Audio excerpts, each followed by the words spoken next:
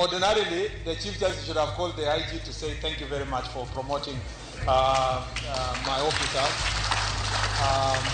But unfortunately, it has gone the other way. We want to assure the Chief Justice that that was a small matter. It didn't necessitate raising alarm. Gikone ogai mar do Martha Koome oduok ne apisas magarita ka obila omako ni ne itimo negi lokruok. What we found is the late Richard had several severe injuries. There were multiple slash wounds on the back of the head. Nonro mar bero yango ni jakedni ratich oganda e gwenge mamolo Robert Otieno nowito ngimane kaluwore kod hinyruok marach mane oyude wiye.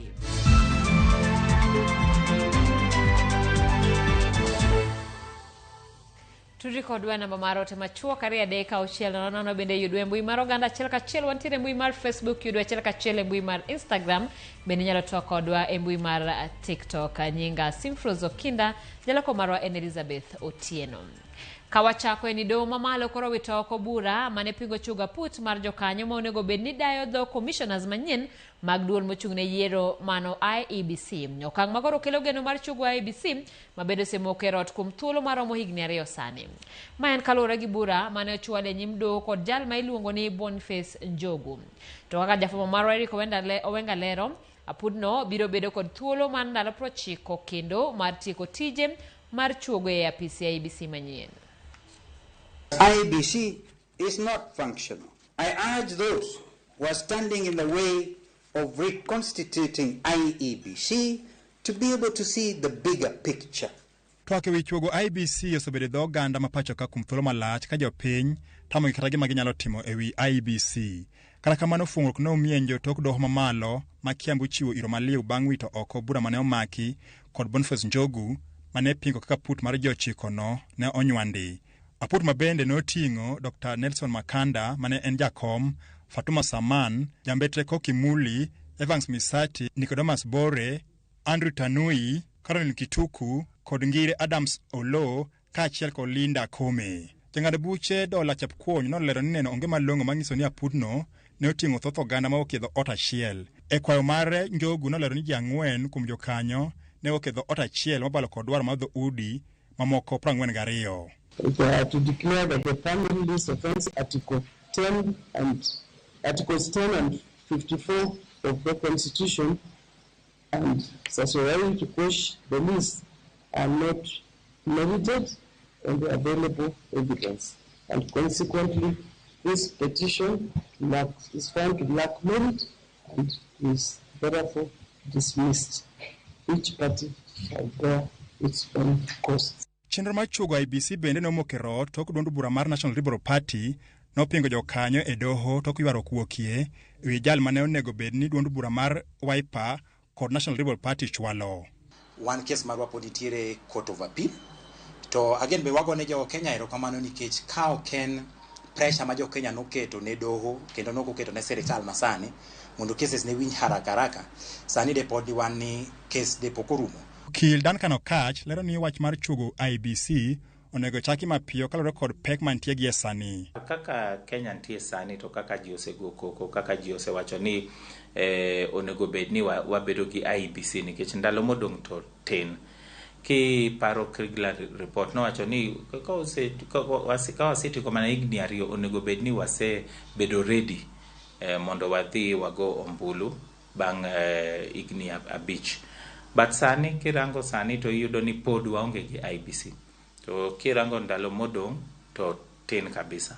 Jokanyo manomiyo chwal bura e doho gin kaka Caroline Kituku, Jambetre Kokimoli, Andrew Tanui Kipkoech, Nicodemus Bore Kipchirchir.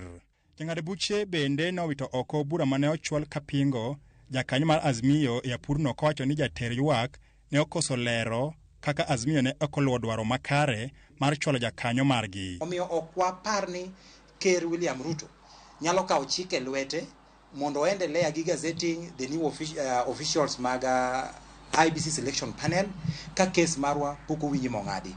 Wegino timre we wachak process to onyalo harakisha case cha. Makochopo sama koro otimo decision mare owacho ni maybe oyudo ni gini nigi teko mang'eny. Wito oko mar burano koro biro chiwo thuolo mane od bura mar chwalo nyinge 9 go mag jokanyo ne jatend piny William Ruto mondo puodhgi mar chako tijgi ayanga. E seche ma jo Kenya koro rito gilio mokalo chenro mar chuogo duol ma IBC manyien tok doho ma Kiambu chiwo thuolo matimo kamano. Kwayo ma jo Kenya gie sani en kik chik moro mapoya kendo gol mar chungo chenro ma kamano. Eric Owenga, Ramogi TV, Nairobi. Erokamana Eric Owenga ka wadhi nyime ni jatend migao mar arita Kipchumba Murkomen onyiso gai mar doho Martha Koome ni ne onego los gi ogai mar obila ewi gol mar jorita dek mage kar moro ywak e lela. Weche mag Murkomen biro thuolo machuok bang' sirikal duoko ne Koome jorit mage. Kaka jafwambo marwa Kristo Owino leronwa, jatend riwruok mar Okinde Faith Odhiambo onyiso obila ni gin bad sirikal mochung' kar kende kendo ok onego gikaw chik kowuok e sirikal maduong'. Seche buora bang' ogai mar doho Martha Koome mburo ywak ni piny owacho omaye jorit mage, piny owacho owuok oko kendo nyiso Martha Koome ni ne omedo chumbi ewi wachno. I have really hesitated to respond, but you see, because the public think that maybe there was a scheme, I need to notify the country that there is no scheme, there was no reason, there is no motive.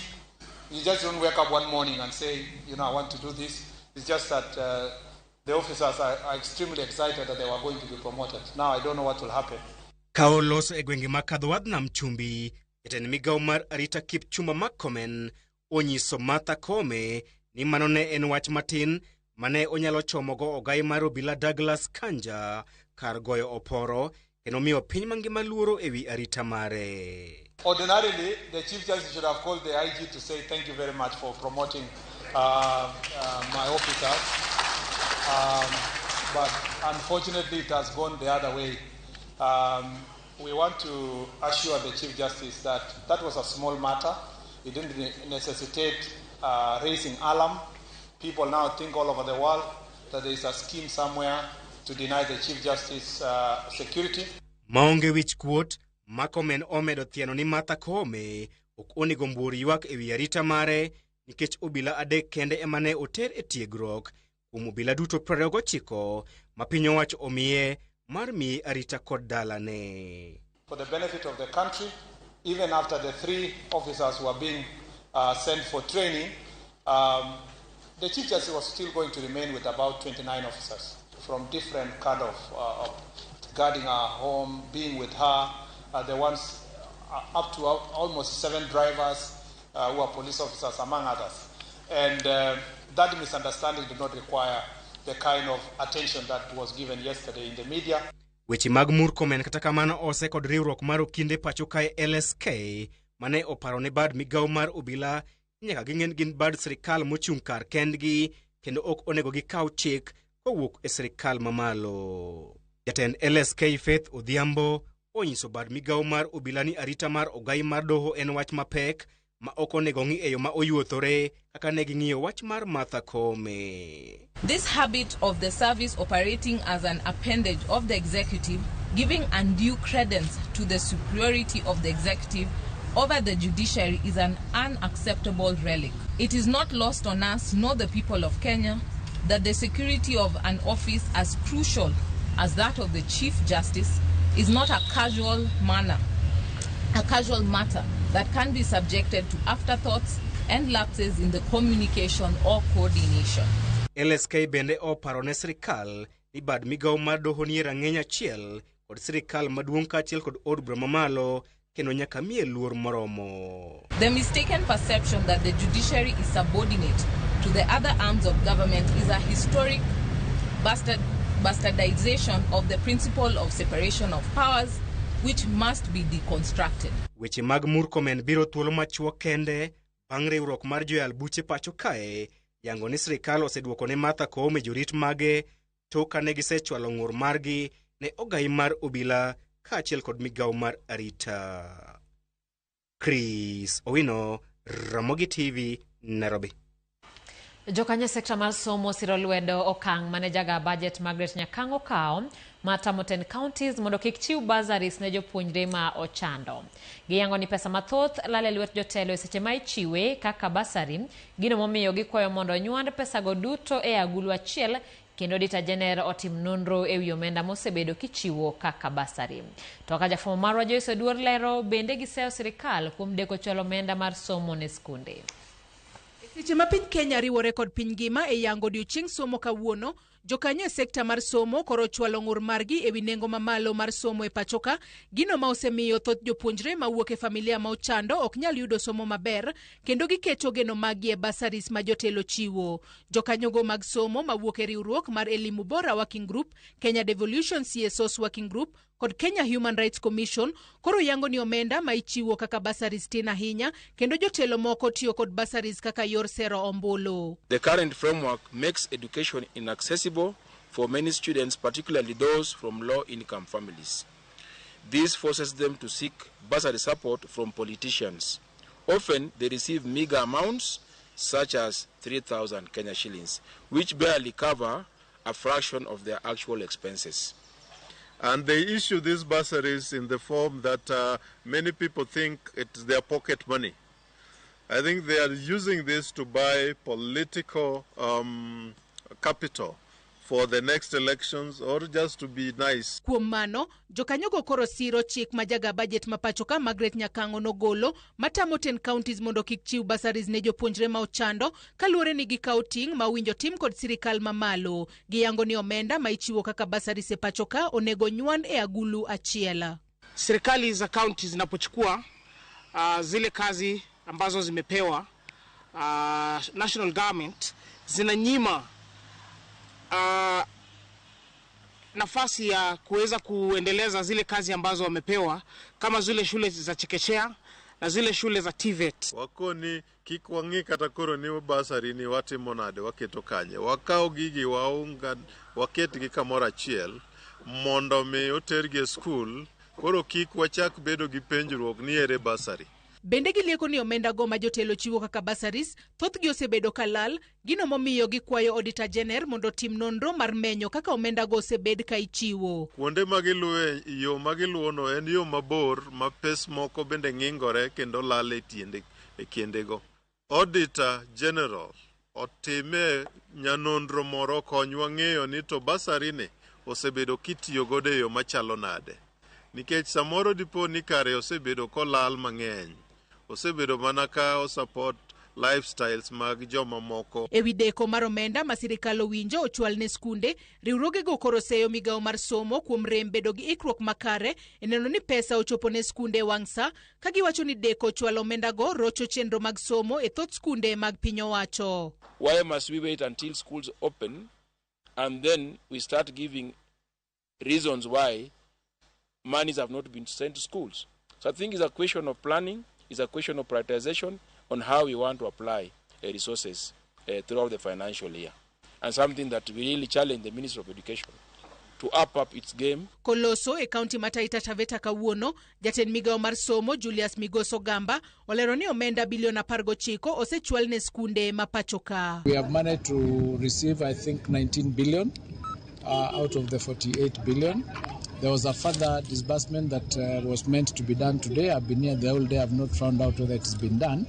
But if it hasn't, we'll still follow it up so that it is released to the schools. So all we need to tell the head teachers and the principals is that we are doing everything that we can to ensure that these resources are released to the schools, and they just need to bear with us for a little bit longer. Joyce Oduor, Ramogi TV. Gikone to Grace Njoki, miyo manomaki kitudo gi monjo kendo rocho chenro mag jatend migawo mar thieth Deborah Barasa e wi achiedh nade mag okuma mar shajo mamokalo owe thuolo kod rambon masing alfapara toko bilanye make odhiambo manyoro. Njoki kata kamano ok odonjne kod ketho moro amora ka okinde mage wacho ni obila ne ok oyudo ketho made donjne godo. Kata obedo ni Njoki nonego ochop e nyim doho kinyi ma kawuono, obila wacho ni gidwaro thuolo mondo gitim nonro mondi. I had gone to seek for treatment at London Hospital because I was sick, and I'm a security person who I had seen earlier in Kenyatta, and I even asked him, "What are you doing here?" Mano jatuo Grace Njoki ko paro gi chuny malit kaka obila nyo wuodhe lwet thieth manyodhi manye od thieth maladnan mantiere kar dak Maisili, Nairobi. So I sensed that I was being followed, and he claimed he had a patient, And I can identify even when I see him, because the other time when I went to collect my results, I saw him and he appeared from nowhere and he greeted me. So I told them I was coming to collect my results because they were inquiring what I had gone to do. So when I saw him at London, I was uneasy, but he claimed he had a patient. I felt I was being abducted because that was my fear. That is what I felt, because I do not know why I was arrested. To me it's not arresting, to me it's abduction, because I had gone for treatment. So could they not wait for me to finish my treatment? They know where I stay because they told me even we know your house. Joki odhi nyime kowacho ni onge ketho moro amora motimo ka en okedo ne mana ratich jotuo makato bedo ni osechulo omenda mag SHA to ok nyal yudo thieth e yo makare. I met many patients. I had no even patients who kept telling me they are paying that SHA, they are paying treatment from their pockets. It is true. I even encountered some patients there. They told me they have a bill of 2 million and SHA only paid 2,000. What is that? Another one had a bill of 400,000, SHA paid 1,000. What is that? Picha mar wang dede mane wayudo nyiso kako obila nyo kwanyo Njoki Leple kiterete sendo obila ma Capitol Hill kama no geng'ne nyaka pinyoru. Okide bag Njoki okwedo meko mar Njoki ka giwacho ni mano yo ma sirikal tiyo godo mar bogo jo Kenya makedo ne ratichgi. They have relented. They have sought to run with their tails behind their back on account of the fact that they were unprepared to bring the lioness of SHA to court. The lioness of SHA, the only crime she did was to go and remind the state, the deaf state operators, that I have paid for SHA and I am not able to receive the services that I have paid for. Kamano bende gavana machon ma Nairobi Mike Mbuvi Sonko manokawo ting mar chulo rambun ne Njoki bende okwedo meko makamano kolaro ni meko ma oyaye go gin gik machon mathuolo mag gino serumo. I'm wondering even why she was incarcerated for a night in the police cells, because the offense ambao wanataka kumcharge nayo is bailable. Haja commit murder. Yeah. She was fighting for the rights of other women in this country. Juma mokalo Njoki kachiel kod jotuo mamoko nomonjo romo mane dhi nyime lok tich mar migawo mar thieth manita kod jatend migawo mar thieth Debra Barasa kane gidhi chiwo ywak margi ewi sandruok ma gikaloe e sama gimanyo thieth e bwo okumba mar SHA. And it is not opening, it is not working. Sara Wairimu Cohen, manen jaohala Tobo Cohen, ogeng'ne ka twech mar joma mine malang'ata nyaka tarik 29 dweni, kama doho biro ng'ado e bura kapo ni nyalo bi timne pim mar yango ka en gi tuo mar dang'ni mar paro kata oyo. Sara ne omak kendo nyoro ka apis mar jomin buche wacho ni gin kod neno moromo matude gi nek mar Tobo Cohen e higa mar 2019. Millicent Adhiambo miyo wan ler mathoth. Sara Wairimu Cohen ne omaki kendo odiochieng' manyoro bang' ogai mar jong'ad buche pachoka DPP Benson Igonga yango ni gin kod neno moromo matudo Wairimu gi nek mar jaode Tobo Cohen mane otimore dwe mar 7 2019 e odgi maketo Soru Lower Kabete e kaunti ma Nairobi. Jang'ad buche doho mamalo Diana Kavenza bende nowacho ni kweth duto manie burano osechwalo nendgi kendo kwayo thuolo mar timo nonro matut ewi wachno motelo ne golo ng'eto mogik. I would like to come up with an elaborate ruling to cover all the points of law that have been raised by both sides. For this reason, the accused shall be remanded at Langata Women Prison to enable me to write a well-reasoned ruling shall be produced on 29th of January in open court for the ruling.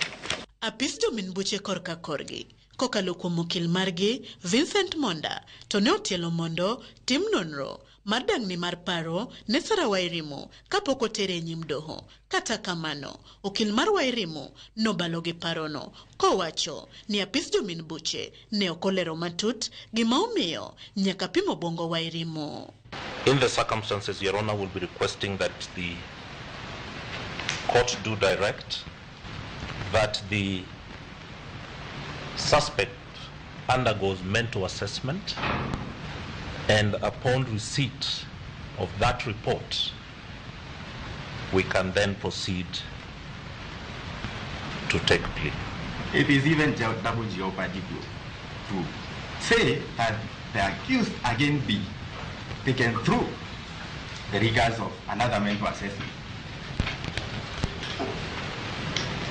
The prosecution has not adduced any evidence to show that anything has changed with regards maybe to the health of the accused that would necessitate another mental assessment to be done. Done udogo ng'ado mondo achich Sarah Wairimu Cohen medigeng ne odang'ech nyaka tarik 29 dweni ma ibiro chwale kendo e nyim doho mondo ng'adne bura ka winjore timne pim mar obwongo mar yango ka en gi tuo dang'ne mar paro. Sarah Wairimu Cohen ne omaki e telo mokwongo e 2019 bang' kane oyudi ringre Tob Cohen e dag pi kod minyaga mar odgi mayudore Kitisuru, Nairobi. Meko mare kendo biro bang' kane bura mane tude gi nek makamano nosewitoko kod ogai machon mar jomin buche Nordin Haji higni 2 mokalo. Wairimu gi achich wadgi Peter Karanja ne odagi yie ketho duto mane odonjnegi godo e nyim jang'ad buche e doho mamalo Stella Mutuku kama bang'e nowegi thuolo gi rambun mar $2 million ng'ato ka ng'ato. Millicent Adhiambo, Ramogi TV. Nonro mar bero ne ringre Richard Otieno oyang ni nowito ngimane kaluwore kod hinyruok maricho mane oyude wiye mane okel kod le kata opanga. Report mar jabero mar piny owacho Johnson Oduore kar kano ringre ma Kericho County oyango ni noyudo hinyruok e wiye dinwoya, wach mane osir kod laktar Titus Ngulugu mane ochung' ne familia. Okil mar familia kod joriwruok makedo ne ratich oganda orwako lipodno magiwacho ni en okang' maber e timo nonro e wi nek mar Robert.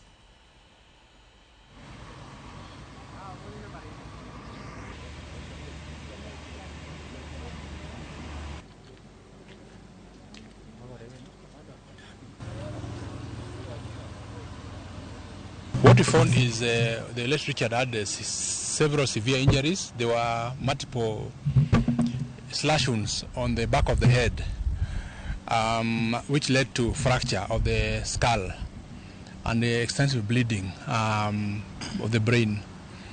There were also some slash wounds on the frontal area of the skull, though this one did not fracture the brain, the skull, and there were also bruises on the face. What also we found was also more bruises on the arms, which looked like someone who was trying to defend himself. So from these findings, we can say that the late Richard will either be a panga or an axe, which was used severally on the head. I'm very satisfied because the Director of Criminal Investigation, the Department of Homicide, are on the ground and they are doing work, good work. I can assure the public that. And also the doctors have done a good work. So I have nothing to complain. So the public, something is being done. I'm standing here as the family lawyer confidently saying that everything is in order. Kawadhi nyime kadha wadhna mchumbi ene duol mar jodongo ma ideno ni Council of Eminent Leaders Mombasa koro dwane josiasa wepuso weche makidek medo rocho arita kwe e pachoka. Kagiloso Mombasa gikoni weche mag lala poya nono gi jopiny e pachoka sani koro chalni orwaki weche mag siasa gino magikoni kidek nyaya kweda mag dhoudi. Gikoni nitiere moko kuom josiasa masani wuok oko mar ba weche ne ogai mar okwach kiche pachoka Nordin Haji ewi wachno kar bedo piny mondo girange kaka ginyalo tieko midhiero no. Okay, sawa. Pamoja.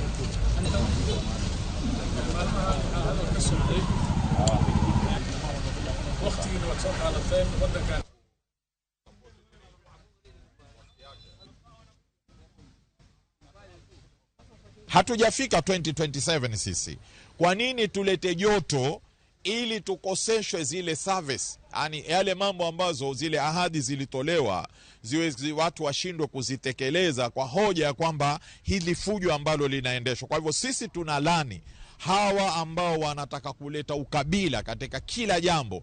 Nurudini kwamba ni Msomali, sasa ndio amekuwa anatajwa kwamba yeye ni Msomali. Moja, tutupilie ukabila kando, mwacheni mtoto afanye kazi yake. Usalama wetu ni muhimu kwa sisi wote, sisi kama Wakenya. Tukiendelea na ukabila, tutavuruga nchi yetu, tutaumiza nchi yetu na watoto wetu na hakuna maendeleo tutakuwa nayo. Tunaumia zaidi sana, tena sana kwa Waislamu. Tunapotea watoto wengi, watoto wengi wetu wamepotea. Haswa ile juzi litoka ile kijana wetu mheshimiwa kutoka Wajia. Mpaka sasa hatujamwona wako wapi. Sisi ndo tunalia zaidi. na tunasema hiyo kitu inatusumbua. Hatumtetei watu wengine kwa sababu wanafanya vidondo kama hiyo, hapana. Sisi hapana, hatutaki kumtetea kitu kama hiyo. Lakini ile maneno ambayo tunapinga, ambayo tunasema hapana na haiwezi fanyika hii Kenya, ni maneno ambayo kuleta kuchochea kabila wawili. Ramogi sadeg deka prario kodangwen na tero wa yueyo chenro en maro imoriana no kuoro ote kanyo ero Ramogi TV ma wino kamino molo marangode wantie kaya kod beach boy mano dadi Amos mar Missouri Kobar wa mor kod sirikal kuom duokone ko mejoritne ero kamano anedisha kani ombei awinjoche manyien eyot mos ochinga ndolo winji makare kawan gi jatugo nyamware BMU ya sirikal ochomo kanye manyaka jatui mako awuoro sirikand Ruto Oromowa dhano be inego ana achego moroni ero kamano okiwacho nyingi kanyo ero Ramogi winjo maler kan nyoniang kwa bwai mano odiero nyapara. Ramogi Andy Kenso Dhiambo Lo Wodalego Nina watching live from Kariadudu Nairobi. Ramogi Janeto huko Maro Pasi Migori Kenya. Kenya ka tinde okuo awuoro Eriko Pepo Jakinyozi achiel makajulu Wangira aneno Ramogi TV maler kabisa mano ote mari kanyo ero. Ramogi neni maler aneni maber ahinya kan gidawa kachiel gi nyaminwa Jacinta mano mzenya kwar William Ogonda kawuok ge Kapunja Kenny Wood Nyogana wan Ramogi kan Mombasa agano ni baba na James Ogea alo kod minwa Mary Adoyo Nyogana neno Ramogi TV kagin dala Kindube Kotieno Gumba Makaka school kanyo ero kamana nyakomo ote makamana nyakaramogi adwani mondo mi wakao yueyo sadek gi dakika 20 kod auchiel kikidhi mabor podwa eko ni weche mathoth.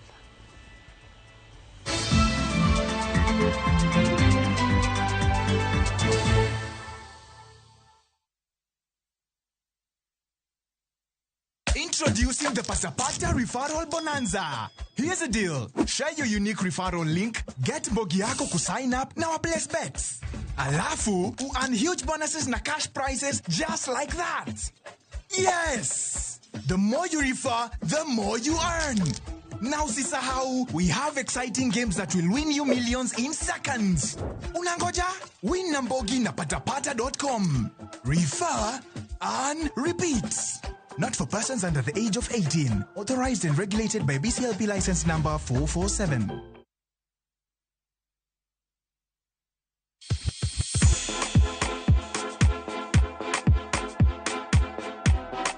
Be isei korine miel. To bendi sei korine thumbe mamit manyien manyasani.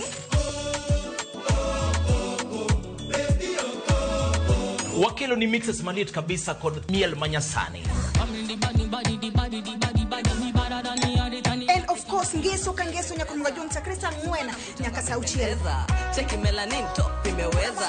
And of course Hilo bwana. Chenro en Thundagma. Wewe twende. Leo tunakunja kitanda. Let the day perish wherein I was born. Every story is different. Some stories you find in the headlines, some come from the heart, but every story is worth hearing. Viusasa brings you Murder at Got Alila.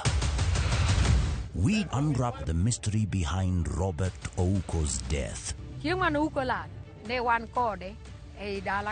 In Jane and Solomon, the self-confessed witness gives his account of the story. My husband was not murdered on that sick. And in Njera Nishetu, Jela ni kama kaburi, haichagui mtoto ama mtu mzima. from the truth-seeking investigative stories to the raw human stories that often go unheard, Viusasa is your home for documentaries.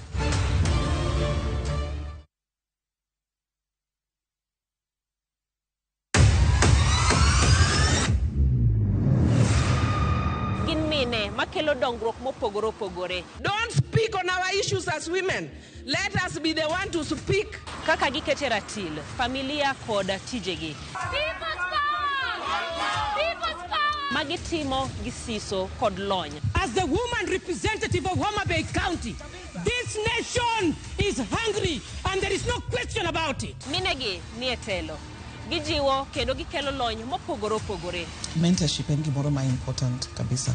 Mano konyo ji kendo miyo ji bet gi positive attitude. Gimiyo lony margi kanyakla kod yudo duoko ne chandruoge duto magikale. We want leaders to be fair to the nation. To emine wacho sigand miyo kamiyo ogen. Mine wacho ngeso ka ngeso kod jailieta.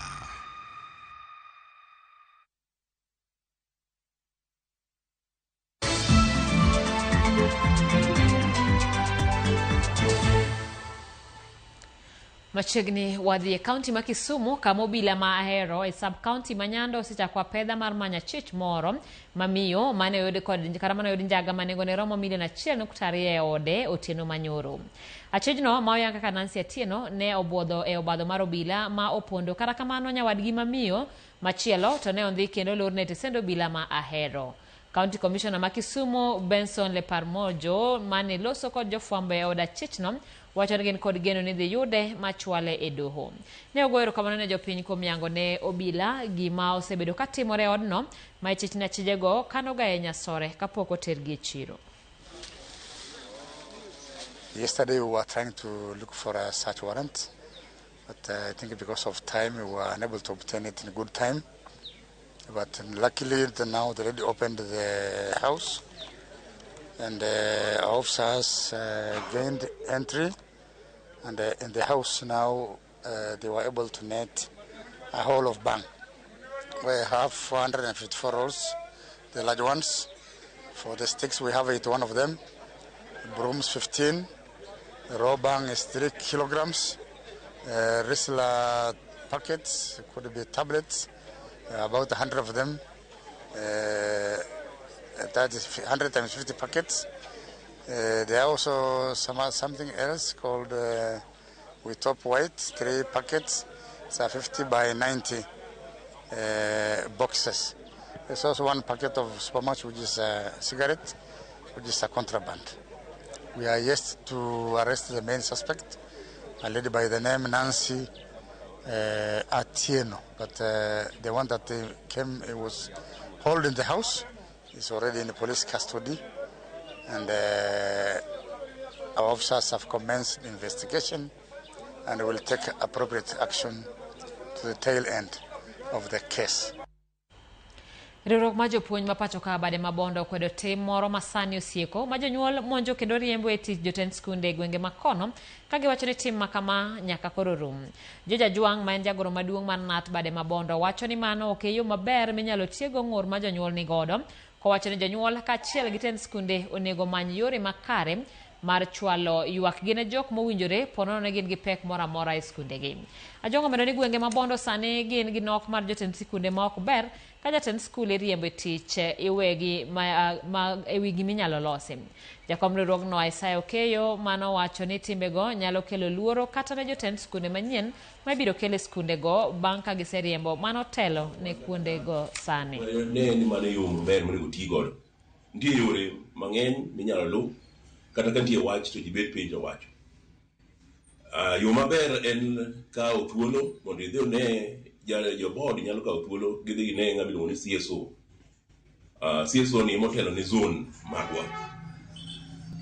Kaka kanyo tamore to ginyalo sudo gidhi ka ministry, sub county director mar education mar ministry kata mar TSC mar community ka jopuonj. Kan moro udino ne dhi jopuonje madongo gi to kama ibiro dhi yude moro onge. Onyo gi jagoro osewacho ni gitin. To bende kata mana ma deputies ma act go ok ochuno ni ibiro kete kanyo, ibiro tere kamoro. Koro samoro nyalo geto ni mane ng'ama ber nu kabisa to ibiro tere kama chielo. Omiyo wakwayo ni gigo mutimogi ok gin gik makare. Onego bed ni Education Act omiyo thuolo mar donjo offices duto ma e Kenya ka kudwaro yore ma gik mabeyo dibedgo. Gini ok keth mana chuny head teacher kende. Nyaka jopuonj ogoyo chuny jopuonj kendo jopuonj bebedo gi chuny mool. kech ok ong'eyo ni ng'at mane machielo mibiro dini school. Samoro kawuono en head teacher, the next time obedo japuonj mapuonji school. E kaunti ma Homa Bay ni thoth skunde mag primary e kaunti no sani koro chako tego weche mag telo kod nyayo demokrasia e kind jopuonjre skunde gi mondo gidong ka ging'eyo kit jotelo ma onego bed ni yiero e pacho ka kod kaka itayo yiero mag jotelo. Ma otime kinde yiero jotendgi kendo jotelo go chamo muma mar tayo lemo gi. Ali Abich nigi mathoth. E kinde mathoth jotend jopuonjre skunde mag primary ithoro yier kod jopuonj manie skunde ma kamago. Kata kamano moko kuom skunde mag primary kaunti ma Homa Bay koro tayo chenro mar yiero mar jotend jopuonjre ka gitiyo gi lony manyasani kendo jopuonjre miyo thuolo mar yiero jotendgi kendgi ma jopuonj ok donjre e yiero ma kamago. Skunde ji giwegi malasale boma ma Homa Bay en achiel kuom skunde go eko machiwo thuolo ne jopuonjre mondo yier jotendgi kendgi ka gitiyo gi lony manyasani kendo ma miyo jopuonjre bedo kod ng'eyo matut e weche mag demokrasia, weche mag telo kaachiel kod okenge monego luw e kinde ma itimo yiero. Jopuonjre mane laro lemo mopogore e skundono kama oting'o president kod jalupne, governors kod senators e kind lemo mopogore ne omi thuolo mar timo kampen kapok thuolo mar yiero chopo. We've taught about democracy, and this is the best time to exercise democracy to our learners in preparation for the future leadership. We had the president seat, we had the deputy president seat, we had different cabinet secretaries, and our learners proved to be the best from the campaigns that we were having until the last point where they were doing their elections. We gave them a platform whereby they were giving their manifesto. So from that point, some of them decided they will continue with that role, and from there we take it from that point. Banki sera mar ombulu ma omi jopuonjre thuolo mar yiero jotendgi kendgi, jotend jopuonjre go ne obedo kod thuolo mar chamo muma mar apisi. Chenro mane otele kod jokanyo e riwruok mar okinde LSK e bade ma kaunti ni. Advocates come dressed in their serious attires. It means that what they were doing, the elections were not in vain. Yeah? It was a serious affair, and they've been sworn in, and they are taking serious responsibilities. So it's a good thing for children who are upcoming. Mana kaka itimo e piny Kenya tok yiero kama jotelo chiwo twak margi bang' chamo muma, jotend jopuonjre go ne obedo kod thuolo mar golo twak margi. First of all, I want to thank the learners that voted for me. I want also to thank them for letting me the president for term 2. It was all by God, and to glory to God. Promise to serve with honesty, kindness, and determination to ensure your voices are heard. Together we will make our school to be a better place. Thank you for this opportunity.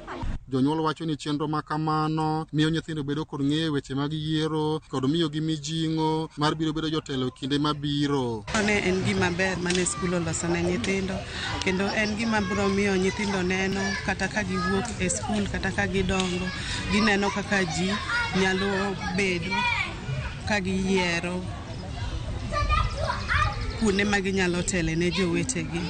Ali Abich, Ramogi TV, Homa Bay.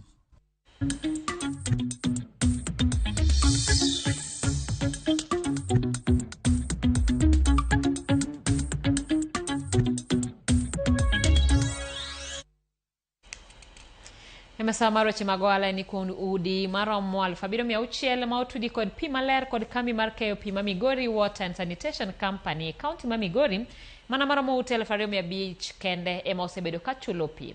Mae kod mamoko gin midhiero ma osekelo pek ne kambi ni e keyo pi. Miwasko osebedo ka thembo e chiwo pi ne oganda e kaunti ma Migori kuom higni mathoth. Kuom higni maloyo 10 bomano ma Migori kod alwora mare osebedo kod nok mar pi ma kinde ka kinde.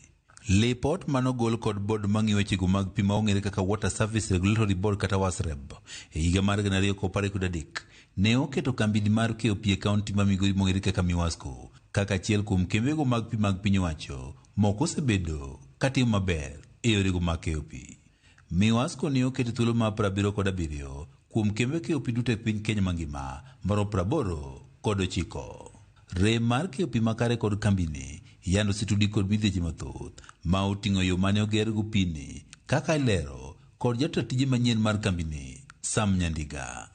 Design mokwongo nolos maber mane kata power machine gi ne dhi generate power kendgi. Ringeni kane pesa no bedo reduced gi about 1 billion shillings, to koro design ochako lok matin. Koro nikech gi cut on cost, koro gik moko nitie manowe oko. Nyandiga wacho ni kata nengo mamalo mar sitima bende osebedo midhiero ma osemiyo kambini ok osebedo kod yot e keyo pi ne oganda kaunti ma Migori. Pigi chako osebiro, watimo gimiluongo ni double pumping. So double pumping no chamo stima. King'iyo pesa ma stima chamo, on average en about 3.4 million. Revenue mi collect tin power michulo. Lipot yango ni kwan oganda malo gana biro kod 600 otudi kod pi maler kaunti ma Migori kod kambini mar Miwasco. Kata kamano, mana maromo gana 2 kod 500 ma otudi kod pi ema koro chulo omenda mar pi. Kanya donjo ofis machiegni, ado ka wan gi ji 7,600. To jok ma yudo bill gin ji around 2,500.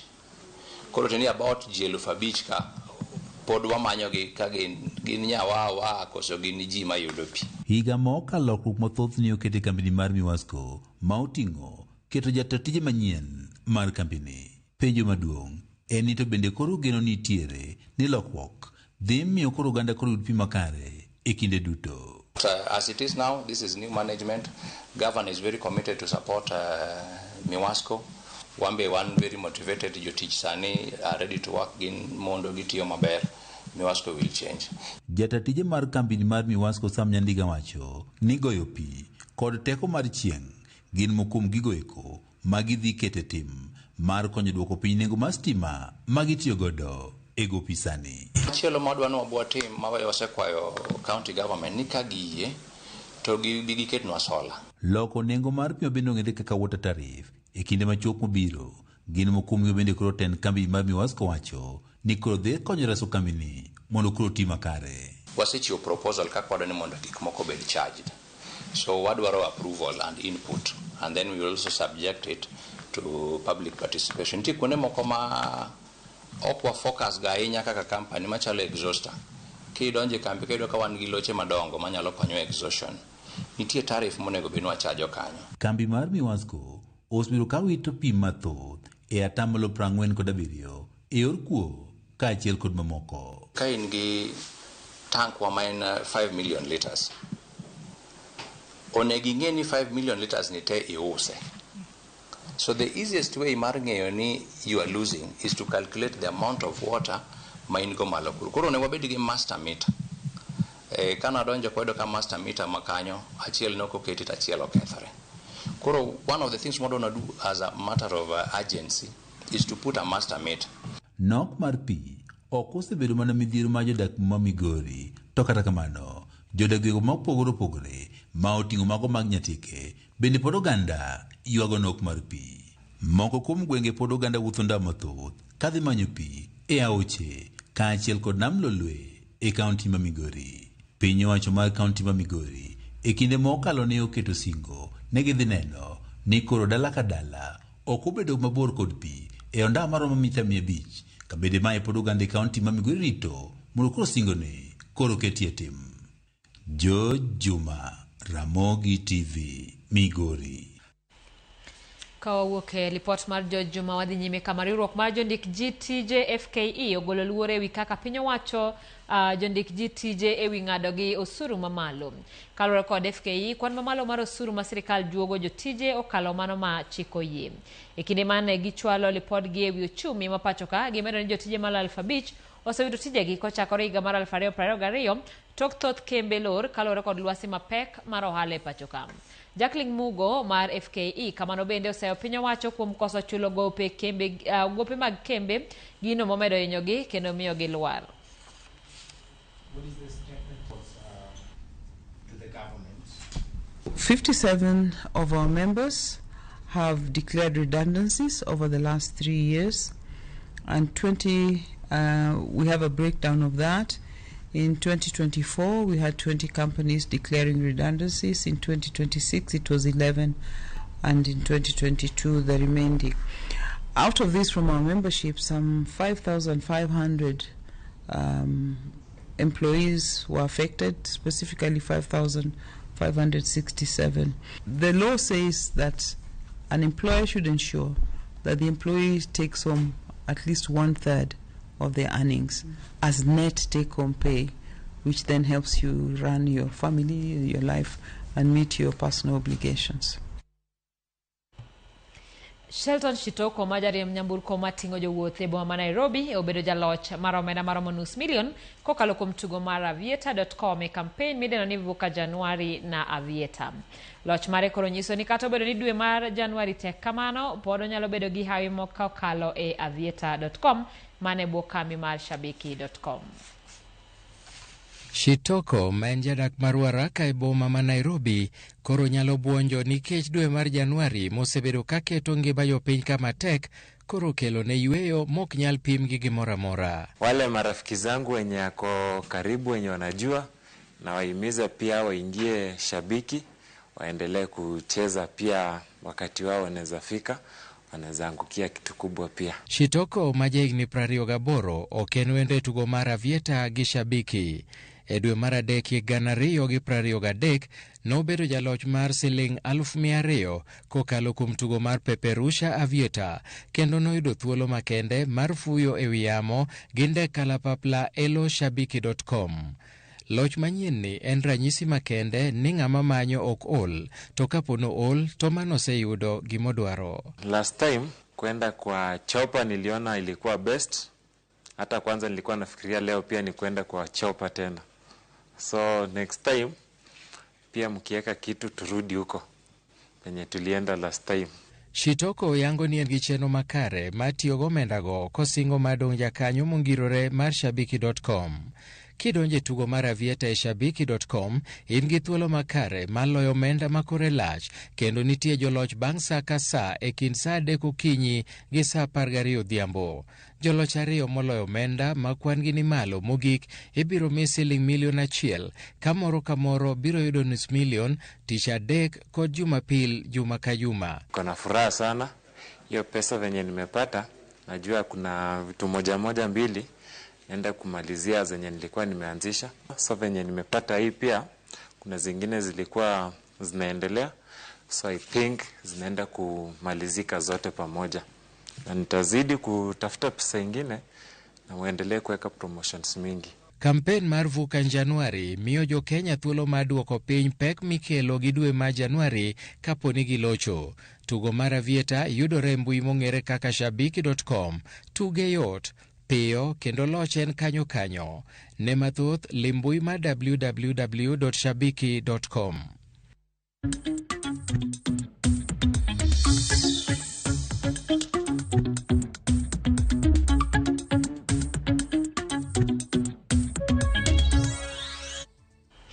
Ramogi wachako kawo yweyo machielo chenro en maro imoreno kuro otekanyo engineer Rolex wacho neno makare ka entiere e boma ma Nairobi ka an ilunga ni Obama an report mopogore Ramogi TV an aneno weche manyien e yo maler to amor nikech koro IBC wachne rumo an Kolombo Wuod Lisana awuoro kaka sirikal ne sanda ngima ji piny Kenya ka Mako chola kowuok Rogo. Estakaya Nyoniang wacho ni Ramogi ler kendo Ramogi neno maler. Jonyuol wek monjo jopuonje skunde somo inywako kod jonyuol bende. Joluo ne ok tim timbego. Zakari from Ogo erokamano kuom report. Obila mako mana Jonya Sore to jopiny to indhiyo piny maru. An Karo from Oyugis. Ruto chando jopiny sani japiny ok wach adiera kowacho timake ma en Dan obila okeu nyakacho. Kamano Dan oimore nyako Ramogi ma Susan Nyar Onyango kawuok Butula. Ano Ramogi gi familia na duto moloyo to akwayo Ruoth Nyasaye mondo piny Kenya wane. Erokamano elo Ramogi TV wang jowi neno maler ka an ndhiwa ma an obila osodo. Evans wawinji Ramogi ler kawuok Buruburu kabwana kam. Ramogi an Victor Newsler. Ramogi ma Kennedy kawuok Kisumu miwani sirikal owewalo kodwa wane mawaketo gie kombego. Ramogi ma Majwa kawuok Amoyo tinde ok tinde okwawuo awuoro. Ramogi olam Nyasaye ne piny Kenya en an Bernard Otieno Agoro, an Father Peter Ojwang Wuod Orono, an Onga City, Obunga Town, Kisumu City. Ramogi TV lera dua gi marachna ni nyaka jotuo imako litna. Ilo Ramogi an zedi kawuok Kalero, waneno umaler gi dawa minopon. An Ramogi kod mama na okiwacho nyingi. An Joffrey kutoka Usao, aneno maler jatuo to imako nango. Nyaka Ramogi erokamano kuom ote makamano. Warengo wadhi e duka matin pod wantiere kod weche mabende waikonu chenro en mar Oimore.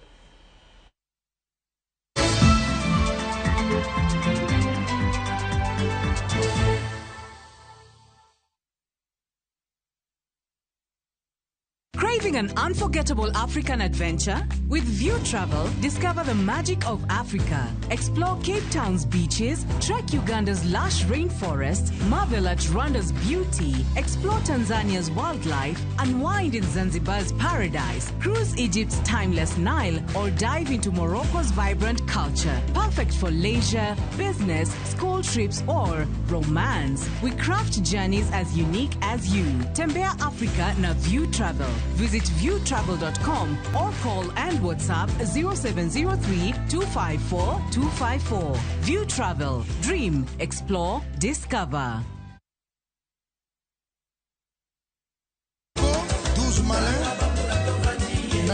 Wakelonu chenro mar tiedero.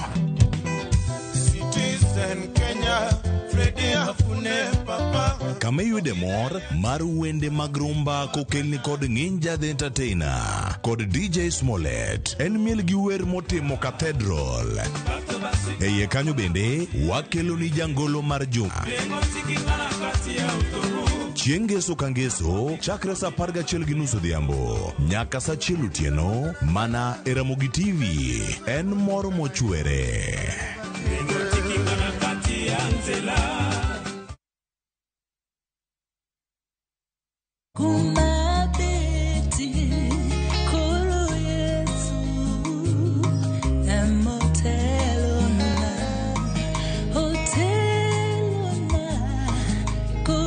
Opakruoth kadier mondi bed gi skiza tune mara mar Otelona akwayi ni mondi dial *860*417#. Ramogi TV eod jothumbe duto te.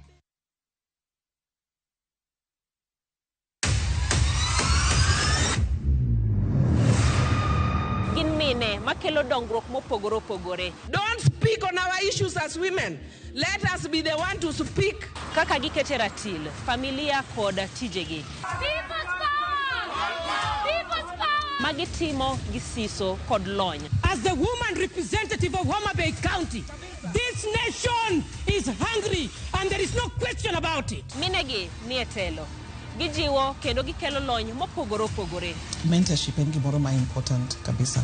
Mano konyo ji kendo miyo ji bet gi positive attitude. Gimiyo lony margi kanyakla kod yudo duoko ne chandruoge duto magikale. We want leaders to be fair to the nation. To emine wacho sigand miyo kamiyo ogen. Mine wacho Ngeso ka Ngeso kod Jailieta.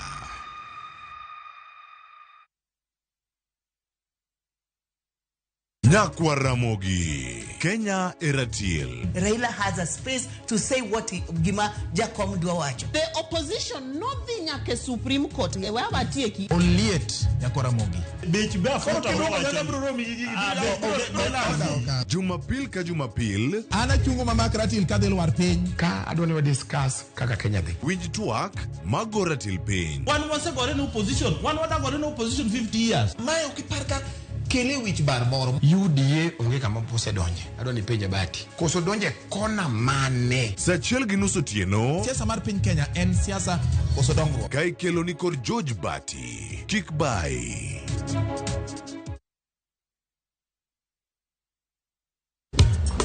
Ticha beach kocha kore saa ng'wen otieno nyaka saa 6 lakini ni mixes maliet kabisa mag luo rumba luo benga kachiel kora jawa maliet Kowuok e ondamo 107.1 FM kar chuny jaluo. Kapela na koni ni wang ne kawado kocha. Nyaka wang joy mari mar Ramogi TV. Iba makaeli kelma Luongani a boy handsome underwear roji bed and breakfast. Luongani DJ ko local instrumental. Tokodan Solomon Atito Kafaya gudi. Kawa wachoni Manyien Ramogi Night Disco Kete Manaka.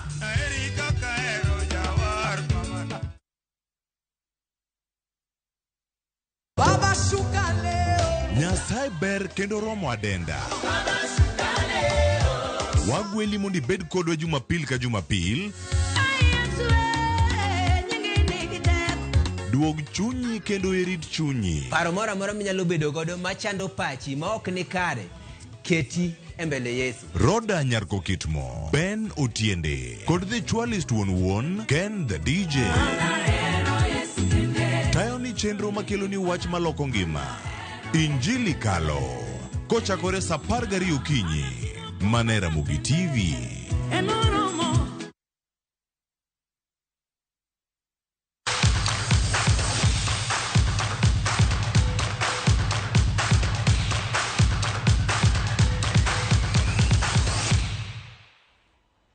Ipau tuke ni Victor Kimosop notieko e thuolo mokwongo e ng'wech mar ng'ado kor gwenge bade ma Nairobi mong'ere kaka Nairobi Region Cross Country.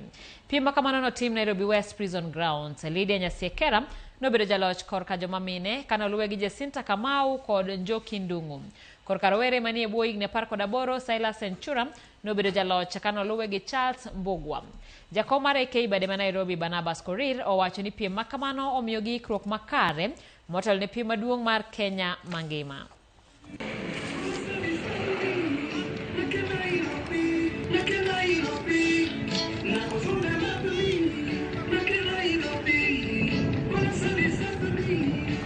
Cyrus Sanchura, makofi kabisa, makofi mengi jameni. Tupige makofi mwanariadha huyu baada ya kufanya kazi kuntu kabisa. Cyrus Sanchura, makofi kwake Cyrus Sanchura.